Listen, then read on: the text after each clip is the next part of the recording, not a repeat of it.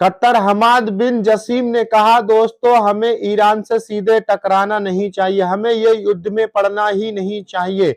अगर हम युद्ध में पड़ते हैं तो अमेरिका और इजराइल हट जाएगा और हमें लड़ा देगा सामने से। हमें ईरान से जंग नहीं चाहिए। अगर दोस्तों इन लोगों को जंग नहीं चाहिए तो इजराइल को अपने एयर स्पेस यूज करने के लिए क्यों दे रहे हैं? अगर इन्हें ईरान से टकराना नहीं है तो इन्हें यूज नहीं करने देना चाहिए था। अमेरिका के एक पूर्व नौसेना अधिकारी ने कहा कि हमें खामनेई की हत्या नहीं करनी चाहिए थी।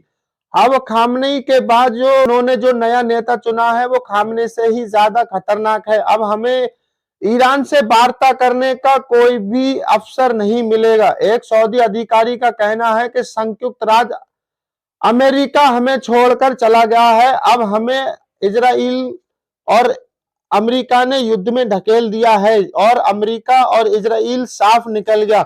अब अमेरिका इजराइल की रक्षा कर रहा है और हमें सीधे तौर पर इजराइल ने ईरान के साथ लड़ाई के लिए हमें छोड़ दिया। अब डायरेक्ट ईरान हम पे हमला करे, लेकिन ईरान ने जो नया नेता चुना है उन्होंने सीधे इजराइल और अमेरिका को टारगेट करने का आदेश दिया है कि किसी अन्य देश पर हमला ना करें, अमेरिका और इजराइल को सीधे टारगेट करें।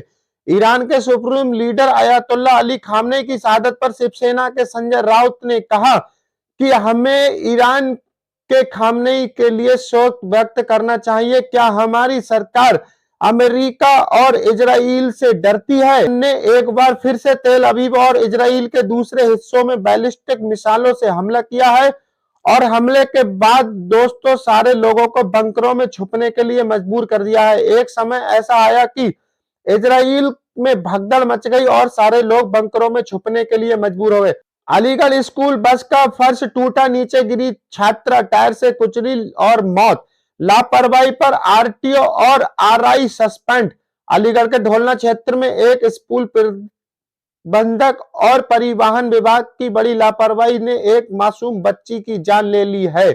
दोस्तों इतनी जर्जरित बस चला रहे थे कि बच्ची ने पैर रखा और फर्श टूटने से बच्ची की मौके पर मृत्यु हो गई। उसका शव भी दोस्तों बुरी तरीके से कुचल गया।